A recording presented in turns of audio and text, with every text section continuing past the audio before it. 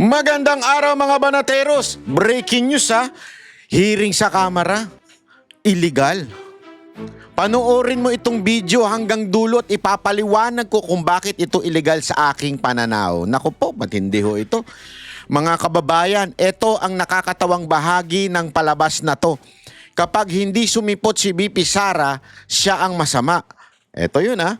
Pero kapag ang proseso mismo ang questionable, biglang tahimik ang lahat. Naku po.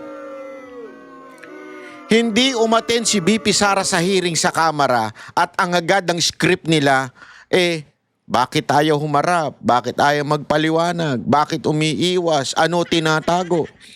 Pero teka lang, paano ko ang totoo, hindi itong simpleng pag-iwas, kung hindi pagtutol sa isang proseso sa tingin natin ay isang labag sa konstitusyon. Dahil malinaw ang punto ng kampo ni BP Sara. Ang usaping impeachment na naaayon na rin sa ating konstitusyon ay ang paglilitis ay magaganap dapat sa Senado at hindi sa Kamara. Naku po, ang linaw po noon. Kaya ang tingin nila dito, hindi ito'y simpleng pag-iimbestiga, kundi isang fishing expedition. Nangingisda ng mga ebidensya. Bakit? Wala kasi. Tandaan ninyo, the burden of proof is not doon sa inaakusa, but doon sa nag-aakusa. Wala nga ho sila Kaya nila gusto mag-hearing ng ganire. Di ba? At ibabato sa Vice Presidente ang lahat. Tapos tila siya pa ang kailangan mag-prove na siya po ay inosente. At ang mas mabigat, habang pilit siyang pinasasama sa mata ng publiko, lumabas naman ang mga abogado ni BP Sara sa press con at isa-isang binara, binasag at pinahiya ang maling paratang labang sa kanya. Kaya sa video na ito, hihimayin natin isa-isa ang mga lumalabas na pahayag. Ang mga video na ito na ipapakita ko sa inyo, naku, matindi ito. At para sa mas malinaw ninyo talagang maintindihan ang bawat detalye, ini-enhance ko na rin yung audio. Kasi marami nagre-reklamo, napapanood natin doon sa press con ng mga abogado. Na, bakit ganyan ng audio? Bakit malabo? Bla bla bla. Sinubutay, ganyan-ganyan. Huwag kayong mag-alala. Si Banat Bay, basta dito sa atin, lagi nating ini-enhance yan para mas malinaw ang kanilang, sinabi. Para wala nang lusot ang mga palusot. Na naman ang magpapalusot At wala nang takas ang mga gustong baluktutin ng usapan. Kaya mga kababayan, manood kayo hanggang dulo dahil baka ang pinamumukad sa inyong pag-iwas ay isa palang paninindigan labang sa maling proseso. At baka pinalabas nilang kasalanan, ang pinalalabas nilang kasalanan ay siya palang pinakamalaking butas sa buong palabas nito. Yung palakpakan. Magandang araw sa inyo mga kababayan. At eto na nga, pag-usapan na ho natin kasi kanina ho may matinding press con after ng mga pinag-usapan dyan sa hearing. Kasi tila do sa hearing, napakarami nila hong ang hanas. Para utilang mga bayot na hindi maintindihan. Kasi supposedly, tama yung sinasabi ni Rufus, sabi niya, akala ko ba may substance in form? Meron ng kompleto na, kaya nga pumasya na to sa mga una, pangalawa, dapat meron na pong meron ng sapat o laman ng ebidensya. Pero bakit ngayon pa lang ipapatawag ni Ridon yung SEC? Ngayon pa lang ipapatawag yung BIR at tila sinasabi niyan tagong yaman o hindi maipaliwanag na yaman ni BP Sara Duterte. Yun ang sinasabi, di ba? Pero ang tanong, di ba, dineclare mo na yan So kung dineclare mo na yan, yung tinatawag na sufficiency in form, kasi ganito yan di papaliwanag natin, yung step-by-step process. Okay? Filing of complaint. Dito magfa-file. Pagkatapos, referral to Committee on Justice. Okay, so i-refer na Committee on Justice. Pagkatapos nun, determination of sufficiency in form. Kumpleto ba? May verification ba? May verification ba? Tama ba ang format? Kung okay, meron. Ito pa, susunod. Determination of sufficiency in substance. Ano yun? Iba yung form, kung kompleto lang, tama ba yung pagkasulat, bla bla bla, ganyan. Ito naman, sufficiency in substance, meaning may basehan ba yung allegation? Pasok ba sa impeachable offense? Dito pa lang, malalaman mo na. Okay? Dapat may ebidensya na. Tapos may hearing and investigation stage. Ito yung madalas na nakikita sa TV. Ang problema nga, mga kababayan, ang hearing na ginagawa sa Kamara ay wala po sa konstitusyon. Dapat po kasi ang hearing ng impeachment o yung impeachment trial ay dapat po sa Senado. Pero ang nangyayari, yung hearing para bagang ginawang, kaya nga tinawag na mini trial eh. Wala pong karapatan ang kahit sino mang body ang mag-trial sa isang impeachment kung hindi ang Senado lamang. Sa bibig mismo nila nang galing, mini trial ang lumabas. So ibig sabihin, uusigin, gusto nilang umatin si VP Sara Duterte doon para kuhanan ng mga statement. Naging mini trial na. Kaya sinasabing ito ay unconstitutional. Panoorin natin ang banat ng mga abogado ni VP Sara Duterte. Pasok. Confirm that the defense team sent a letter addressed to Representative Luistro, the chairperson of the Committee on Justice. This was dated March 24, 2026. This letter was sent in response to the invitation extended to us by the committee.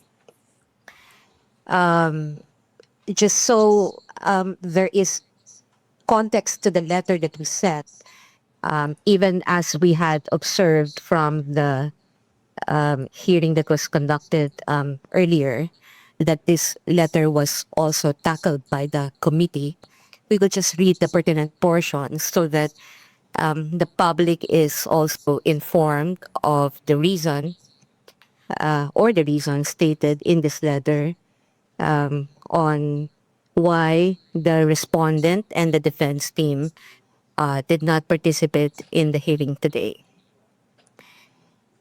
So under these circumstances and considering the public statements made by the chairperson, it appears that the committee intends to conduct a trial. However, with due respect, the Constitution vests the authority and power to conduct trial solely in the Senate. And this is clear and explicit in Section 3, Paragraph 6, Article 11 Yan. of the 1987 Constitution. Ayan, yan ang sinasabi Which, ko as you know, states that it is the Senate Yun. that shall have the sole power to try and decide all cases of impeachment. The Constitution is thus clear. It is only the Senate that conduct trial in all cases of impeachment. And while Section 3, Paragraph 2, Article 11 allows the committee to conduct a hearing for purpose of submitting its report to the House of Representatives within 16 session days from referral, the same does not give the committee any power or jurisdiction to conduct any form of trial, whether mini or full-blown, much less receive and try any evidence. That impeachment rules must be compliant with the Constitution is made clear in Francisco versus House of Representatives, wherein the Supreme Court declared Section 16 and 17 of Rule 5 of the Rules of Impeachment Proceedings adopted by the 10-12 Congress unconstitutional. And in doing so, the Supreme Court aptly reminded it is basic that all rules must not contravene the Constitution, which is Yun. the fundamental law. Yun. Yan yung skeleton ng lahat yung konstitusyon. At malinaw, ayon sa kanyang binanggit, yung article na yan. nakasabi diyan ay Senate lang.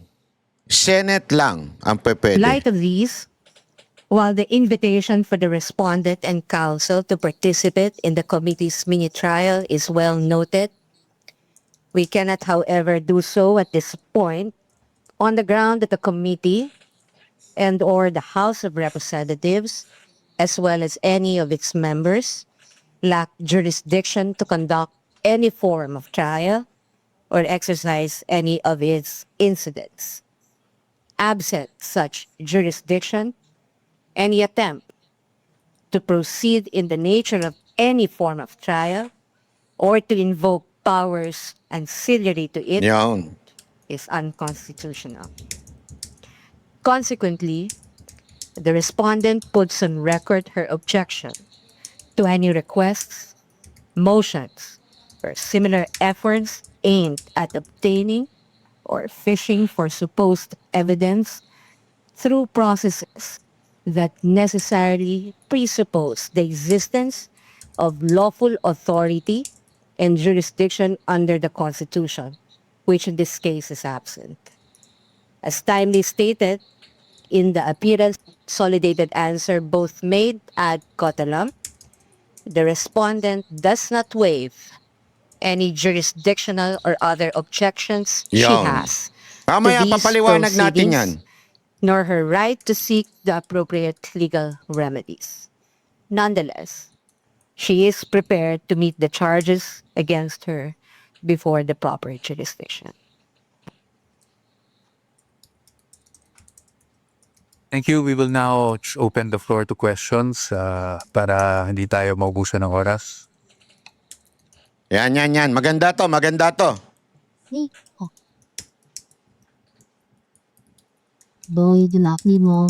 May, Ay na, may sir. At ariusan no debo pro Pasensya na dun sa question, hindi nakuha yan kasi malabo yung niyan yung audio niyan eh. Ha? Malabo niyan, ha? TV bike. Tapos sa po yung year, Hill Committee on Justice, and there were several motions po na natake sa hearing there. They want to issue subpoena sa mga ilang dokumento, kadin sa mga financial transactions, ITR. Tingin ninyo, attorney po, kasama doon sa pinasabina. May we just get current action on that? And ano po kumanibito ng defense scheme? Since keto nga, may mga iring na yung committee na mga dokumento na mapresenta o mamatagit doon sa Pagpasensya nyo na. Unang-una sa lahat, I have to address yung subpoena that was issued against myself. I will wait for the subpoena. Titingnan ko kung ano yung laman ng subpoena, but definitely I'm willing to attend. No, wala akong any intention to evade having to attend before the Committee on Justice. Although I must say I was monitoring the hearings. In fact, that's why hindi kami nag-start until matapos yung hearings out of due respect na rin to the Committee on Justice. I was a bit surprised because I think the ground stated there was that I was the one in charge of the accomplishment reports, etc., which obviously the facts and documents would show that it was not me. No, but nonetheless, I don't see any point in not appearing. So I will definitely abide by the subpoena, subject to, of course, titingnan natin kung anong laman. Kasi pinatawag din po ito dahil daw doon sa nabanggit na siya yung sa yung sa DepEd, spokesperson ng DepEd. Ngayon, siya na sinusubpina ngayon. Talaga naghahanap sila, yung tinatawag kasing fishing expedition, yung wala ka pang ebidensya, tapos ipapatawag mo yung inaakusa, tapos i-interviewin mo. Pagka-interview mo, maghahanap ka ng pagkakamali doon sa ini-interview mo. Tapos gagamitin mo nga yung ebidensya yun. Yun ang tinatawag na fishing expedition. Parang yung ginawa kay Sir Jack.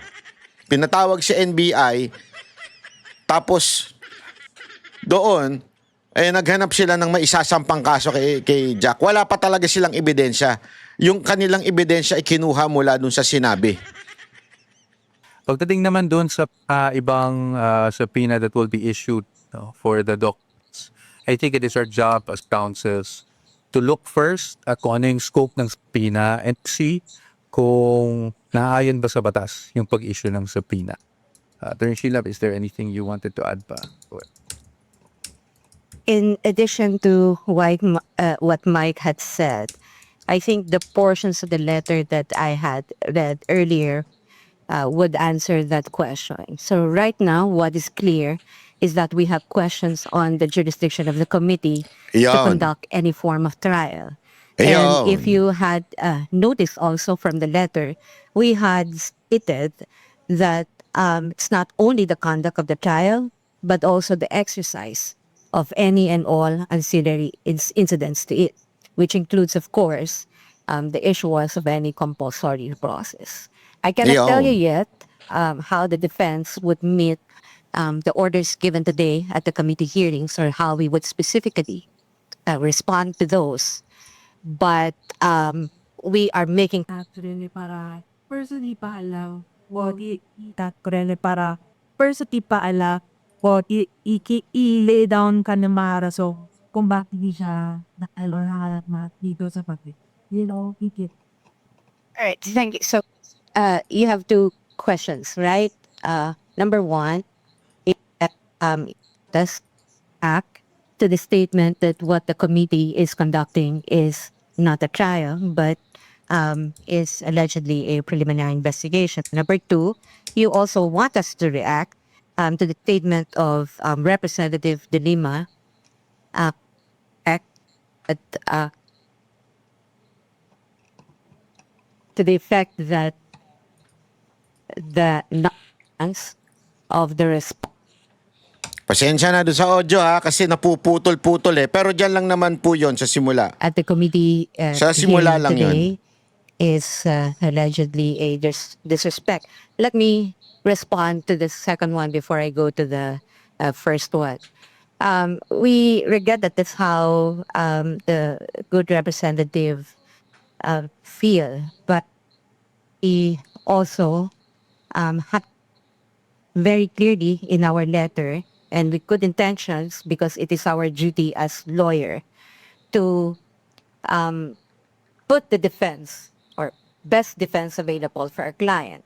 And at this point, we really feel or we believe that the committee really has no jurisdiction to conduct any form of trial. There was no disrespect intended because in fact, we had responded to the invitation that was extended to us, signed by the chairperson of the committee, and we had submitted this even before the committee hearing today. So we don't know, we don't understand how that could be a form of disrespect. Nonetheless, let me address your question on the statement that what is being done at the committee level is a preliminary investigation, and they may be referring to the comparison of the committee level proceeding as akin to a preliminary investigation. However, if you have taken note of the past statements by members of the committee, and this is not even something that we said or stated, the term mini trial did not come from the defense. The Yon. term mini trial Oh, yan, malinaw to. The mini trial did not came from the defense sa kanila. Nanggaling ito mismo kay Luis Stro, yung may utang di umano. May utang ka kasi. Di ba? came from members of the committee. And in fact, you only have to look probably in the internet or search them yourselves to know that there have been statements to this effect that what the committee will do is sort of a mini trial. Kasi lagi nyo pagkakatandaan ba? Kasi marami nagsasabi bakit daw hindi humaharap. Ano pa ang problema? Bakit hindi humaharap? Kasi mga kababayan, pagharap mo, dapat meron kang karapatan na magsalita. You have the right as being accused. 'Di ba? Tulad nun ng ordinaryong husgado, 'di ba? Paharap ka, tatanungin ka. Pero maaari kang magsalita at bigyan ka ng karampatang karapatan na magpaliwanag. At the same time, depensahan ka ng abogado mo.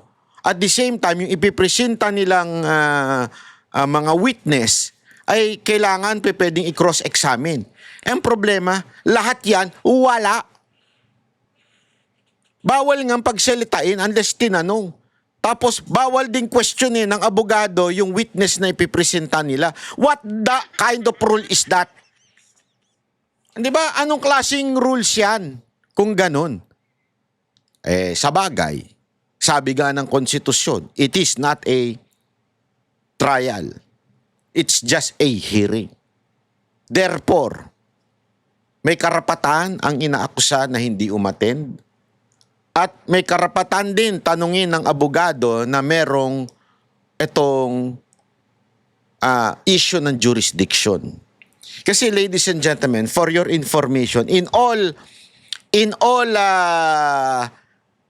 trial o in all cases, yan ang number one na kini-question ng abogado, yung jurisdiction.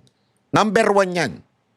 Diba? Katulad ko, meron na ang desisyon ng korte o meron na sinabi ang Supreme Court na dapat pag inakusa ka ng libel ay doon sa opisina mo. Ibig sabihin, nung inakasahan ako ni Zaldico, dapat sa opisina niya yung magkaso. Doon kung saan yung opisina niya.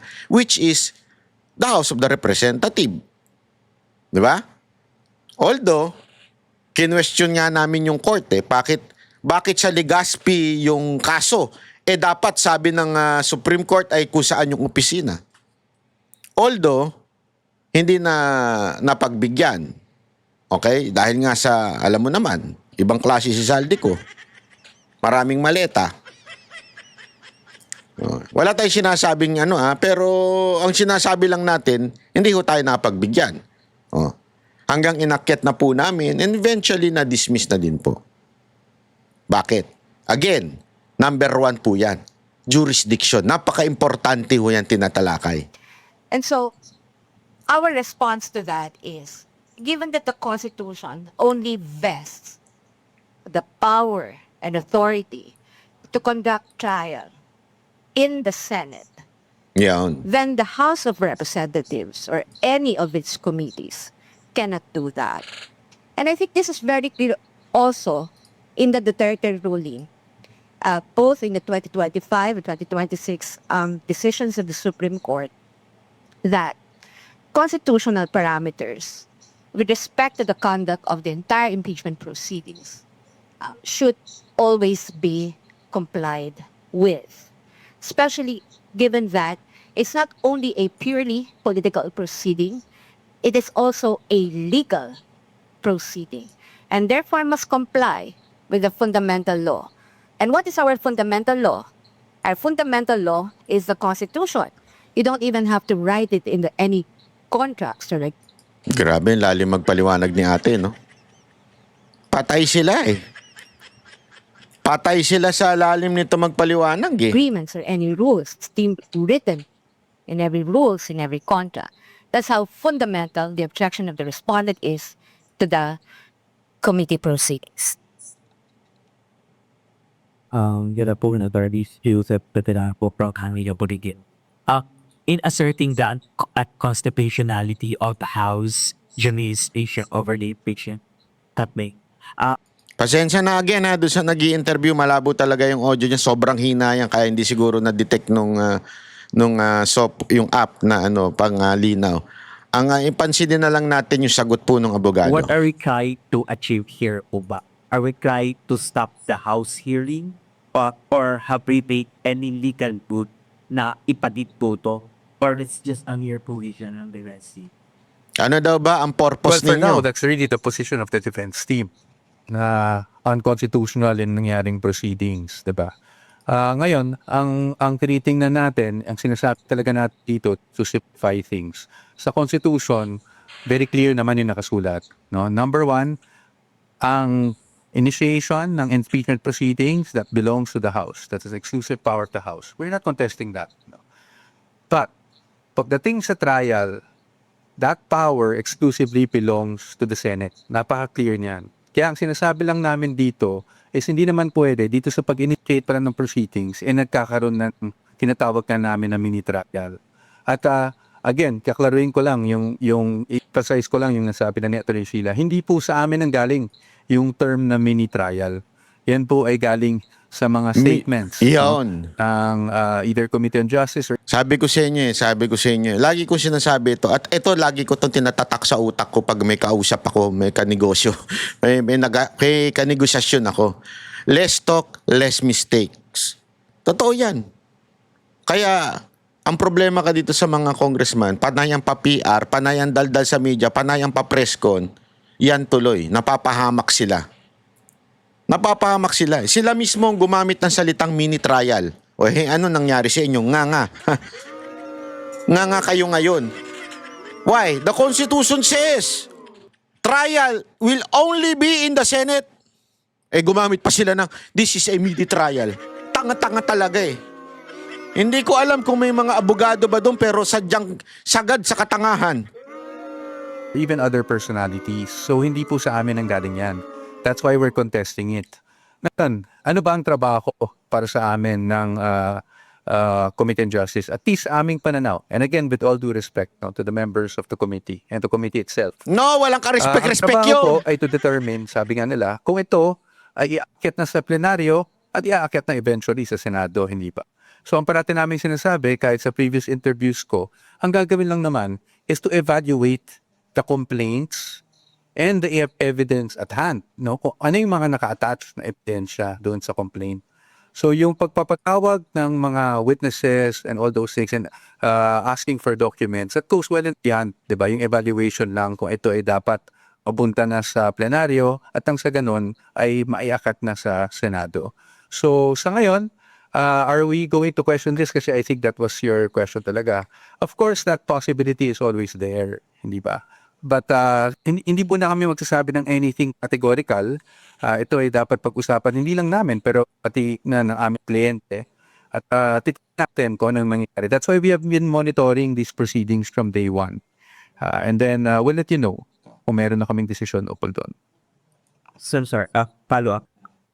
Since you are acknowledging that the House of Representatives they initiate the impeachment trial, that the impeachment pusi or whenever, bakit sa process niya, not NT turoon sa mga invitations ng House of Representatives? And follow-up is, are we surely attentive the Senate hearing once it was first, not if for first? Number one, doon sa tanong niyo po, it's not just we're acknowledging, that's clearly stated naman in the Constitution na sila talaga ang may exclusive power to initiate impeachment proceedings. Why are we not attending? I think it was clearly stated in our letter. It's because we are objecting. There's a fundamental objection to the proceedings itself because for us, this goes well and beyond what is contemplated within initiation of impeachment proceedings. As to the Senate, wala pa tayo doon, no? Pero pag dumating man doon, talaga namang kami naman ready na sagutin. Parati naman na rin sinasabi, ready nating sagutin ang mga aligasyon laban sa Vice Presidente sa tamang forum. And at sa atin, pagdating sa pagkakaroon ng trial, whether mini trial or full trial, that is not in the House, but that's actually in the Senate. Thank you. Malinaw yun Tanga na lang talaga Sama na ugali mo. Hindi, tanga na lang talaga Kasi, pwede na sana silang makalusot putang ina, tinawag pa nilang mini trial. Kung hindi ka nga naman din tanga, tawagin mo bagang mini trial yon? Nakasulat na nga sa konstitusyon. Malinaw na sa konstitusyon. Ang prosesong ito ay yung trial ay dapat sa Senado lang. Tanga ka Tawagin mo ba namang mini trial? Nyari ka tuloy. Tama, mali. Kanina po may naglabas ng secret si Vice President Sara Duterte. Sinabi na gagawin na pabili o ang isa buwak pabili ay isang fishing expedition. Pwede po ba dati ipadiwanag ito bakit ito na sabi Well, again, I have to premise my answer with I'm no longer the spokesperson of the Vice President. So napakahirap naman na maglagay ng salita, no? Mag-interpret ng kanyang mga sinasabi. But at least based on our conversations, nakikita naman natin, yun naman talagang posisyon natin when you evaluate these impeachment complaints. The evaluation must solely remain with the complaints and the pieces of evidence attached, di ba? Ngayon, if you will go beyond the evidence attached and start asking for documents left and right, when our first argument nga, kung matatandaan nyo, is naman lang ultimate facts, yung complaints, no? And then yung mga naka-attach na ebidensya, wala rin naman doon na nagsasabi o nagpapatunay na may krimen na kaagad na nangyari. And so if you go beyond that, that is what we're saying na fishing expedition. Malamang yun na rin ang pinaparating ng ating Vice Presidente. Pangalawa, katulad ng mga issue na nilabas sa kanyang salin. Doon sa desisyon ng Supreme Court sa Duterte versus House of Representatives, malinaw na nakasad doon na ang impeachable offense ay yung mga offense na allegedly na commit ng impeachable official within his or her term. At malinaw naman doon sa pinakita na karamihan doon sa hinihing documents ay not within his or her, within the term of the Vice President in this case. So, marahil doon ang gagaling ng ating Vice Presidente.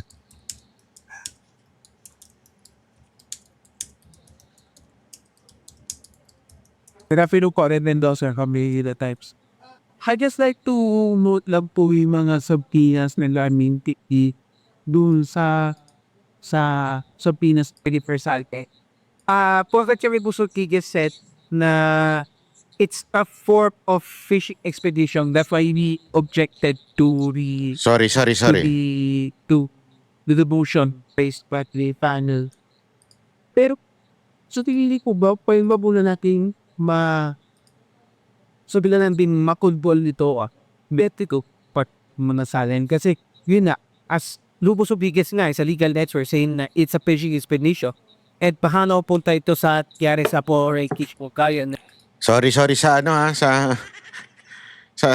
yung mga nagtatanong ha. fishing expedition. So abon check po doon sa mga sa pina sa SALED pati direct mga bank records na kami kaya ito may man start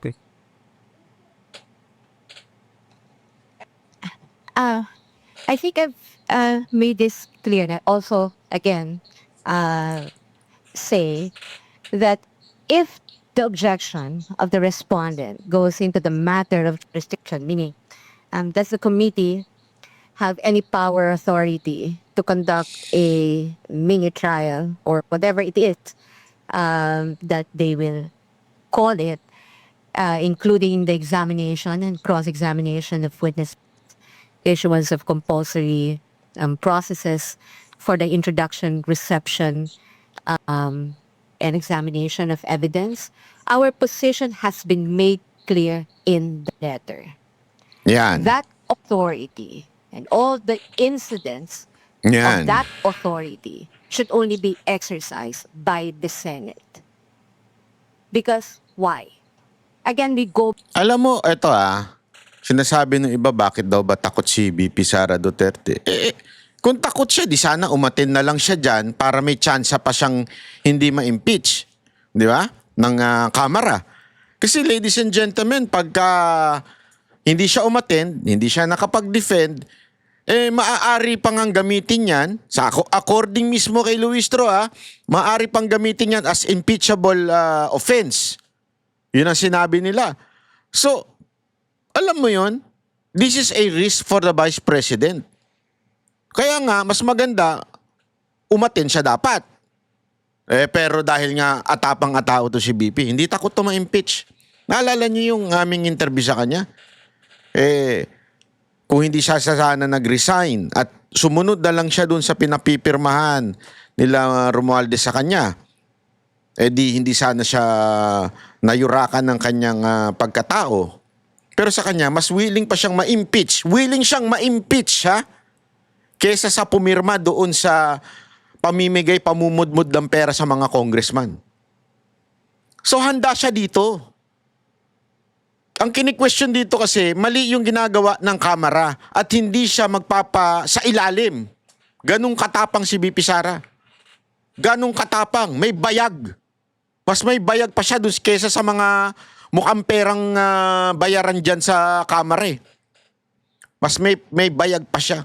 At sinasabi dyan, ganun. O sige, hindi ko atin. Bahala kayo. Ipasa nyo yan. And then, kasi remember, what's next after another hearing? At hindi na naman siya umatin. What's next? Ang susunod, magbobotohan na. Pag nagbotohan, dahil hindi nga siya umaattend, maaaring sabihin ng iba, ganun na, sige. Impeach ka ngayon. O di, ang nasa balita, ano? Ano nasa balita na naman yan? Second time around, na-impeach si BP Sara Duterte. May mga paganyan-ganyan yung mga media. Alam mo naman mga media, mga putang inang bayaran niya mga yan eh. Sorry pagpasensya nyo na yung pagmumura ko, pero bayaran kasi talaga yung mga animal na yan eh. Boboto na yan after nun. Una, committee vote. Yung may probable cause ba, uusad ba, o wala. After nun, magkakaroon ng report. I-report sa plenary. Pagkatapos nun, pagbobotohan sa House. Ito na yung 1/3 vote ng lahat ng House member. Pagka impeach na. Ibig sabihin, diretso na dun sa impeachment trial. Pero ang tawag kasi doon, impeach na. Tulad nung nangyari nung una, na pinaspas nila. Eto na ngayon. Di ba? Ayan na. Sa akin, talagang iba ang tapang nito ni BP Sara. Under Article 11, Section 3, Paragraph 6, it's only the Senate that can conduct trial, Yan. that can examine witnesses, that can cross-examine witnesses, that can issue subpoena for the production of evidence.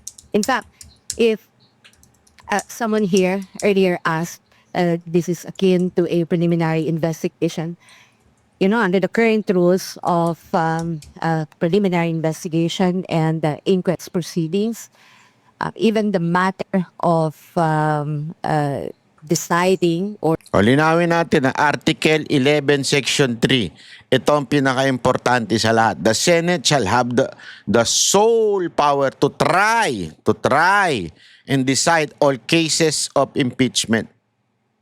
Senate, hindi Kamara. Ito naman, the House of Representatives shall have the exclusive power to initiate all cases of impeachment. Initiate lang sila. Pagdating sa trial, Senate lang. Nasa konstitusyon yan. resolving the complaint, it's only limited to the complaint and the counter affidavits of the respondent and other affidavits and the evidence at hand. Nothing beyond evidence at hand.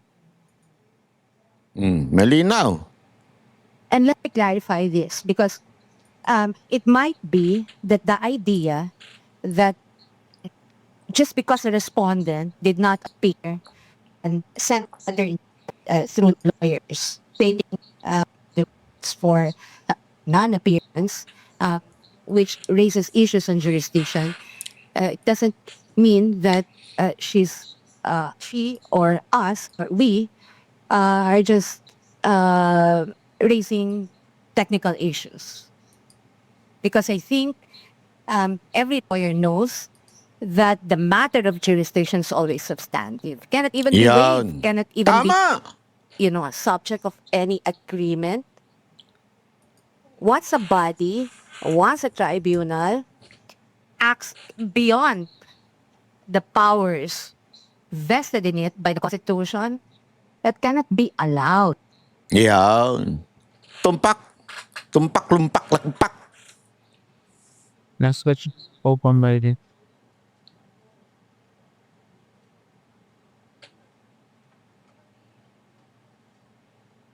Babelat yata bang Philippines pa? Sir, that to be categorical about it. So may plan kayo to question the unconstitutional proceeding how. So kailan kayo mag-decide na Paulit-ulit yung tanong, Ewan ko, hindi ko maintindihan. Ba't di maintindihan ng mga media? Paulit-ulit yung tanong. mag-file na ng petition sa Supreme Court?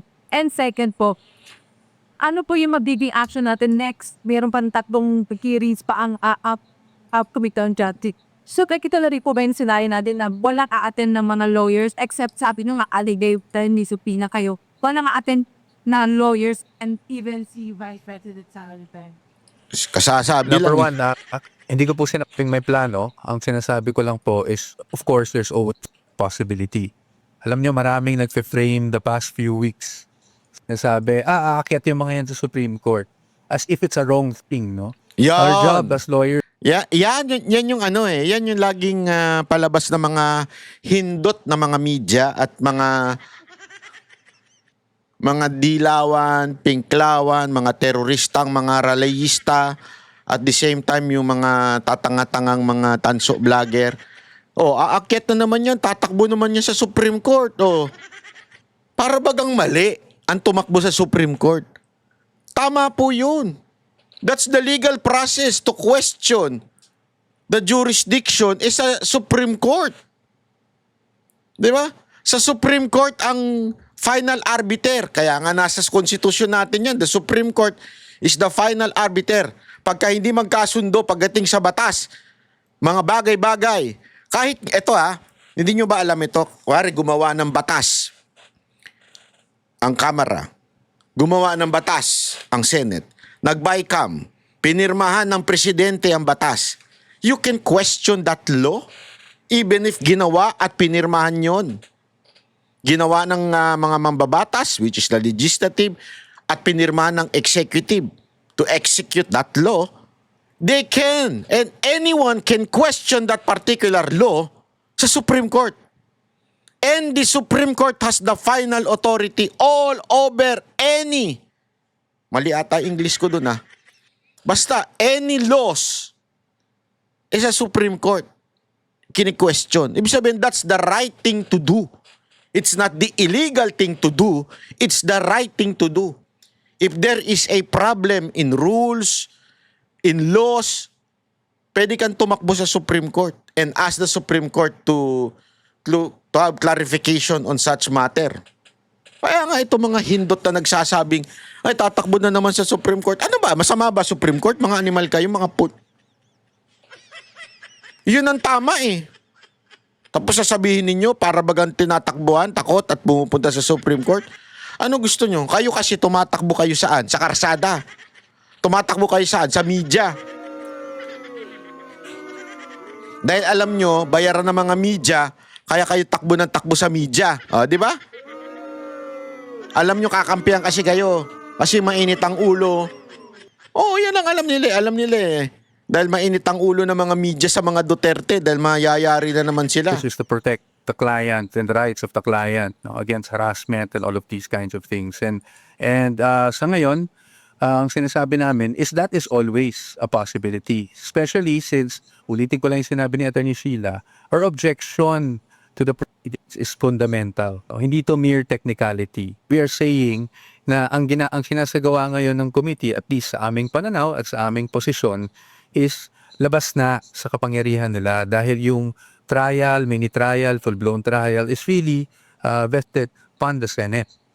Ngayon, pagdating sa susunod na hearings, hindi muna kami kukomenta, ma'am, tungkol dyan. Dahil syempre, we are monitoring the developments as they come. And as lawyers, although of course, we are ready to anticipate anything and everything that comes, we are also not inclined to telegraph what we plan to do. Thank you.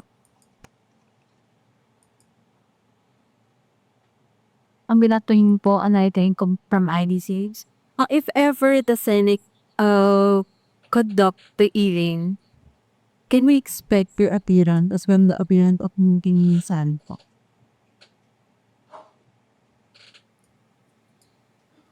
Again, I think our letter is clear. We cannot participate. Ma'am, paulit-ulit ka na po, Pagpasensya nyo na, Medyo mabagal lang talaga pumick up yung mga media ngayon, Hindi ko alam bakit.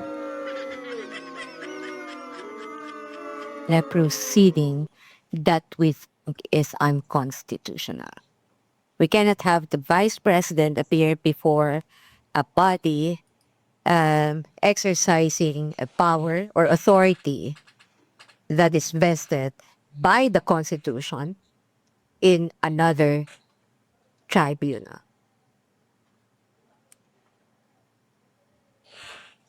If you notice from the letter that we sent on March 24, 20, the penultimate paragraph of that is pretty clear that considering that the requests, motions, or similar efforts aimed at obtaining evidence through processes that necessarily presuppose lawful authority,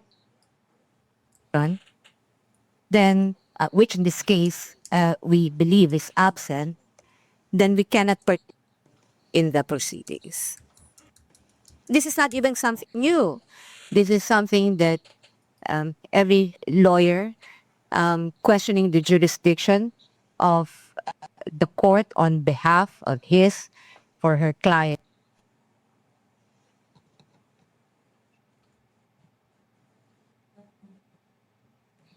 Medyo naiinis na si ate.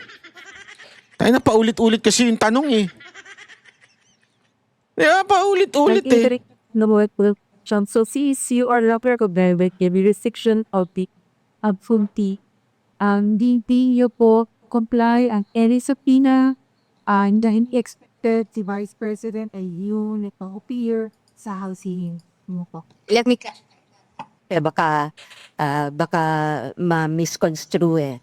What we are not recognizing is the authority or power to conduct mini trial. Now, with respect to the power of the House of Representatives to initiate in proceedings, that's stated in the Constitution, we recognize that. Again, what we do not recognize is the authority to conduct any form of trial.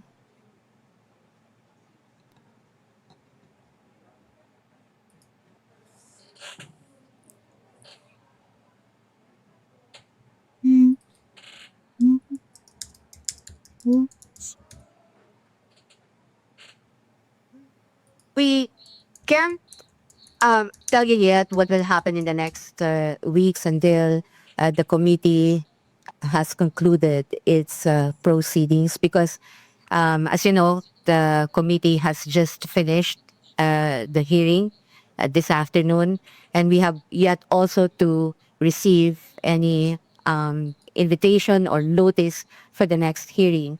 But what I can tell you is that every step that we take from here on is deliberate. And those steps would be primarily to protect the interests of our client.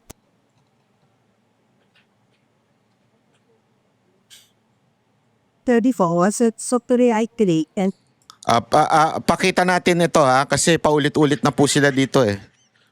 Wala nang kwenta eh. Ito. May mga papakita lang ko sa inyo na napaka-importante na patunay na fishing expedition ito. Ito. Madam Chair. The Honorable Ridon. I wanted to return again to the matter of SALN and unexplained wealth. I understand that Ito na naman yung unexplained with. Akala mo naman hindi talaga na ipaliwanag. Hindi nyo lang maintindihan.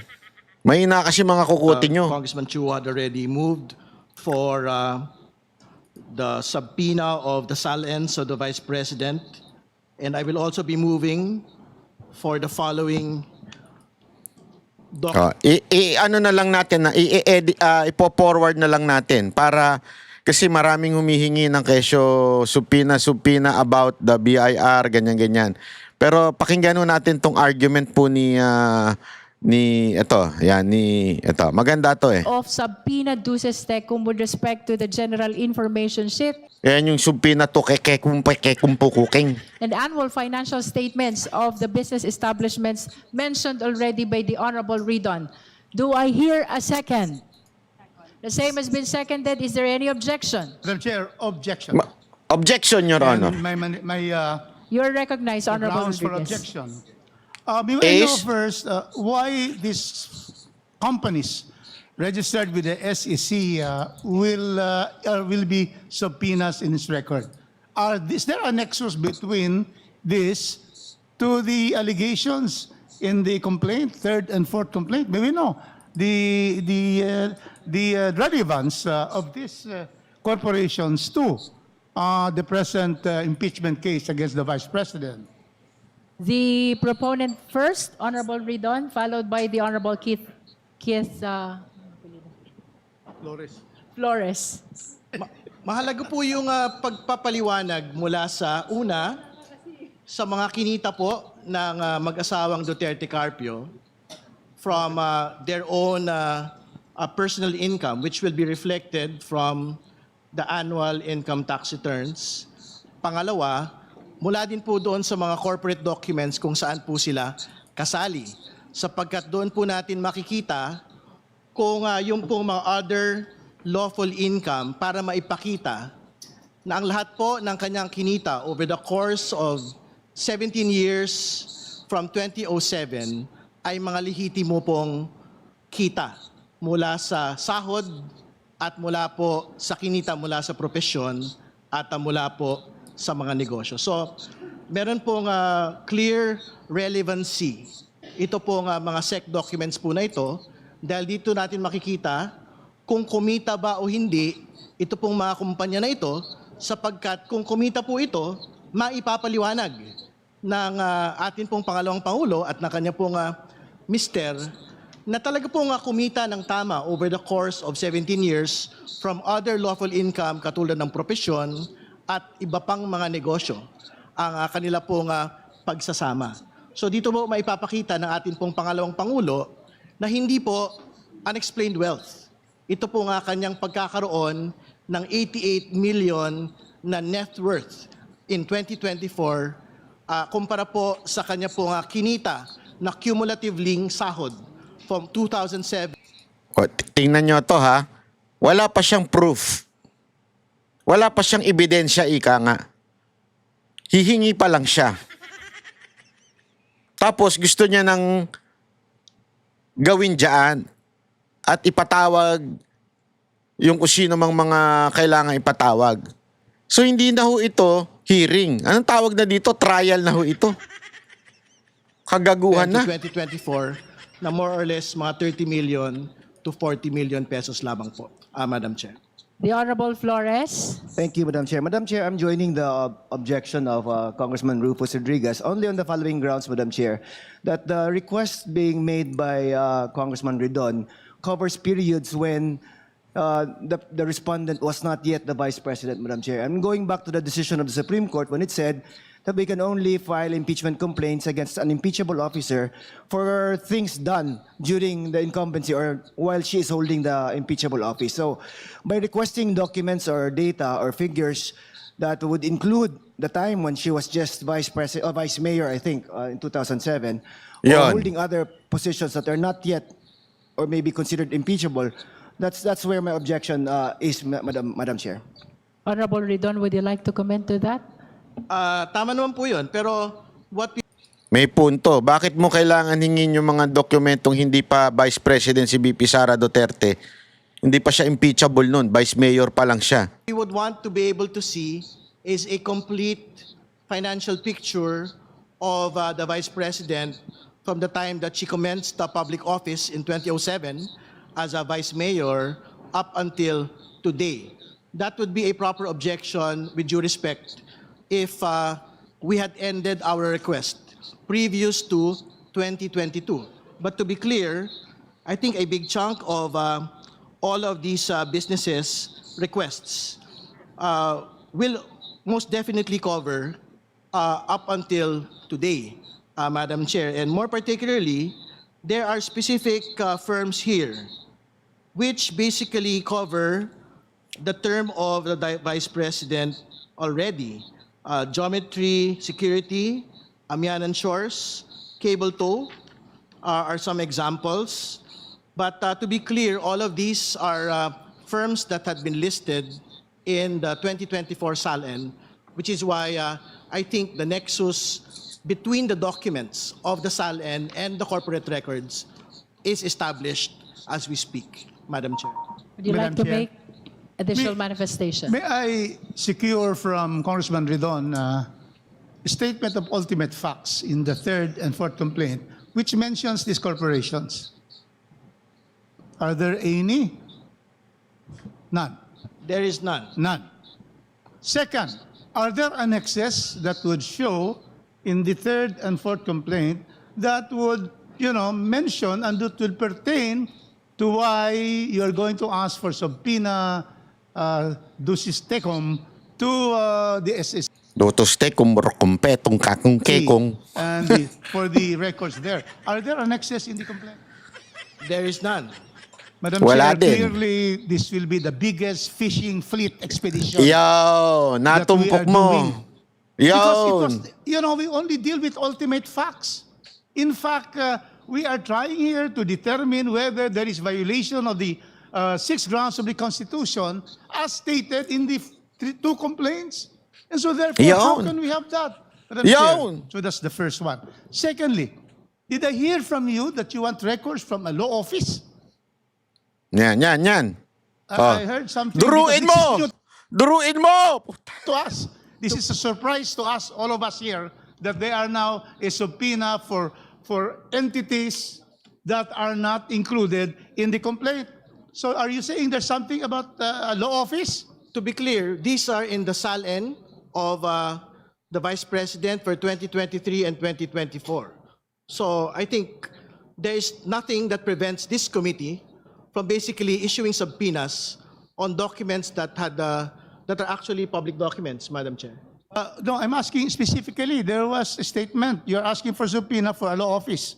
Yes, because our assumption is that this is an incorporated law office because it was stated as one of the business interests of the Vice President in her SALN.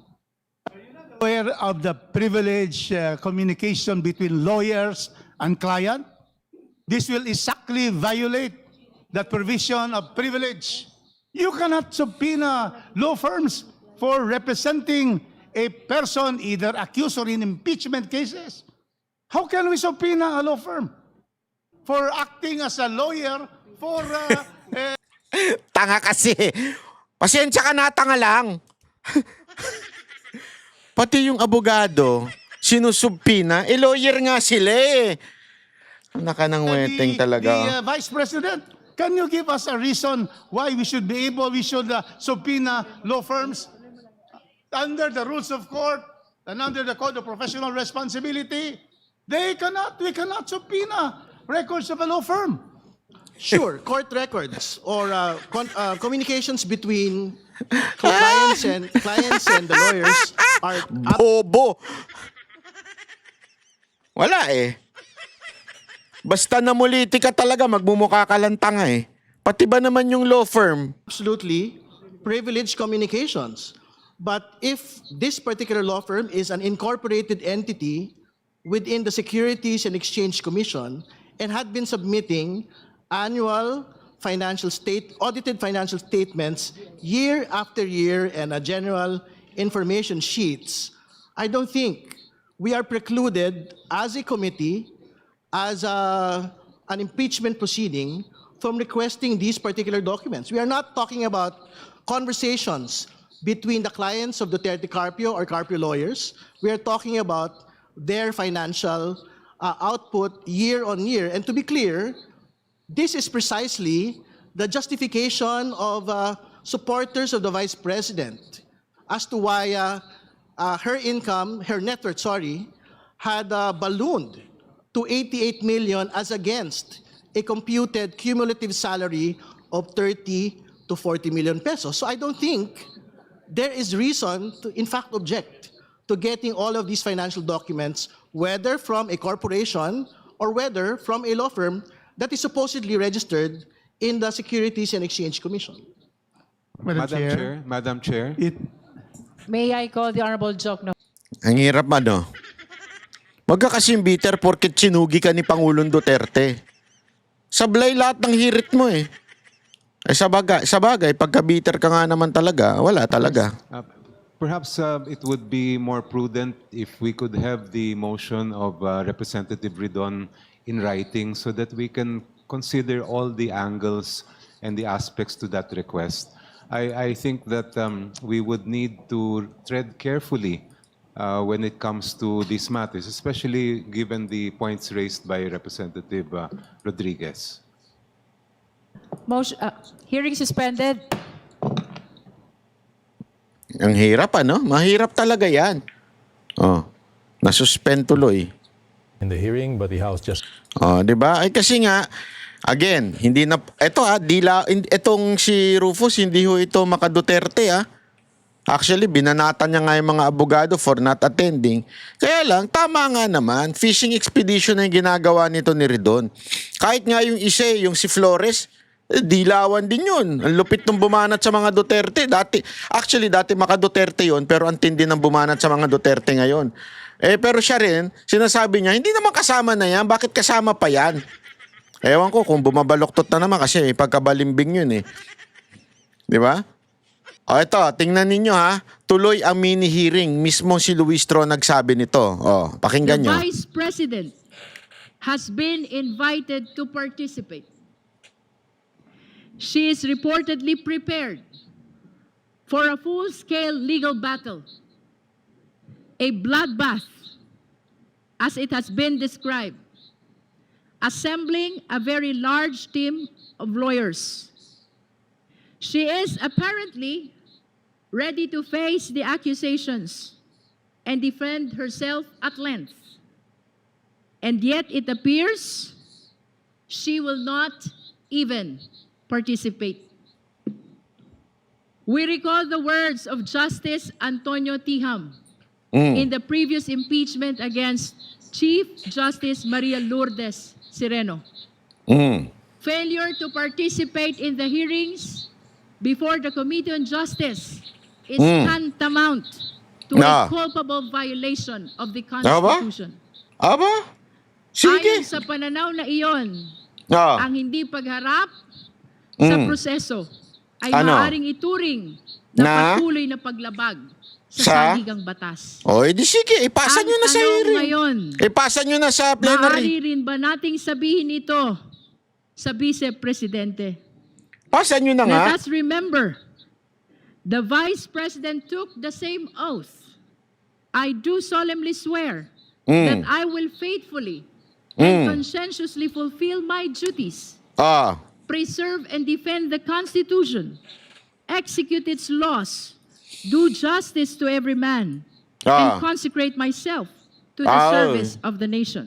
Ayun. Lahat ho ng kawani ng gobyerno, Ay. lahat ng opisyal ng pamahalaan, Ay. iisa ang Ang. panunumpa, iisa ang pamantayan, iisa ang pananagutan. Ang panunumpang ito ay hindi lamang pangako ng panunungkulan.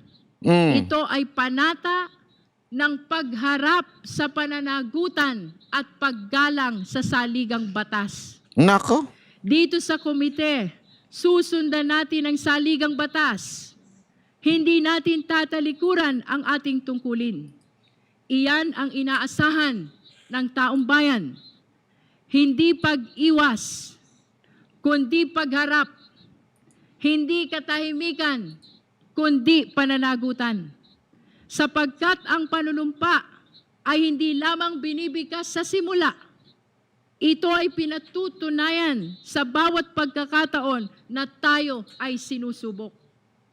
So regardless of the participation of the Vice President, and even in her absence, this committee will proceed. We will do our duty with resolve, without hesitation, and without delay. Ayun, naku po, patay kayong bata kayo. Ladies and gentlemen, ayan na po mismo, mini hearing, midi trial. Ang bihira, oo. Alam mo, mga kababayan, eto kasi, ang problema ho dito sa mga, sa mga tao na ito.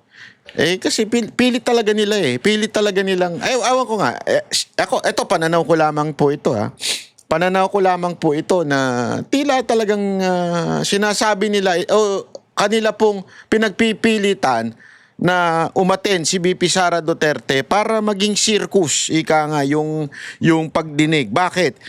dito, ididiin nila na hindi na makakapagsalita na maayos si BP Sara Duterte. Hindi siya makaka-defend. Kasi nga, wala naman yan eh. Hearing po yan.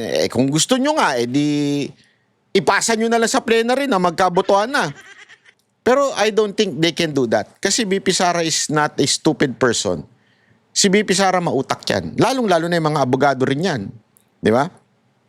Mga abogado niya matitikas po. At sigurado ako, ang suggestion sa kanya ay hindi umattend. At hayaan na lang sa plenary. Whether magbotohan o hindi. Dahil ang tunay na trial nasa Senate. Sana nga magkaroon na ng trial. O magkaanuhan na talaga na magkaalaman na. Dahil eto matindi. Ang focus ng gobyernong to habang tayo ay dumadaan sa matinding pagsubok. By April or by May mawawala na tayo ng mga gas. Actually napabalita sa CNN pa nga yun, nakita ko yun eh. Di ko lang na dito na screenshot eh, pero nakita ko na hanggang kailan na lang daw po yung ating dito sa BBC News nakasulat. Pakita na nga lang natin para mas maganda. Ito ganito nangyayari sa bansa natin. Pero habang ang ating putang inang gobyerno namumulitika, ito, ayan. Philippine declares state of emergency. Philippine has 45 days fuel left. Declaring a state of emergency from Iran war. 45 days mga kababayan. After that, expect brownout left and right. Expect pagtaas ng pagkain, ng presyo ng bilihin, pagtaas kasi yan ng gasolina. Expect. Ngayon pa nga lang, wala pa. Meron pa supply, tumataas na eh. Pag nawalan na, naku po, scarcity mangyayari. Maniwala kasi, nakakatakot ito, nakakatakot. Tapos putang inan tong kamera na to, ang iniatupag, impeachment. Walang biro. Sabi ko sa inyo, wala talagang kwenta eh. Wala talagang kwenta, walang katuturan tong ginagawa ng kamera eh. Na alam naman natin na ito'y politika lang, di ba? Kaya nga ngayon, ikaw na bahalang humusga. Hindi pag-attend, kasalanan ba? O pagtanggi sa maling proseso, paninindigan. Kasi kung ang hearing ay mali sa umpisa pa lang, bakit ka sasali sa laro na nakaset up na laban sa'yo para talagang idiin ka? At kung ang sagot ng kampo niya ay malinaw, bakit parang sila pa ang pinalalabas na masama? Kasi nga po, para lamang sa perception, PR, na hindi sumasagot si BP Sara Duterte. Yan ang paulit-ulit na sinasabi ng mga bayarang media. Dito sa Banat Bay, hindi tayo nagpapadala sa ingay o sa mga bayarang media. Hinahanap natin ang katotohanan. Kung nakita mo yung punto, i-comment mo. Alam na this. At kung gusto mo ng ganitong klaseng banat, yung hindi takot magsabi ng totoo, mag-like, mag-share, mag-subscribe. Dahil araw-araw may kwento na kailangang wasakin ng kasinungalingan at doon lang tayo sa katotohanan. Maraming salamat po. Ako po si Banat Bay.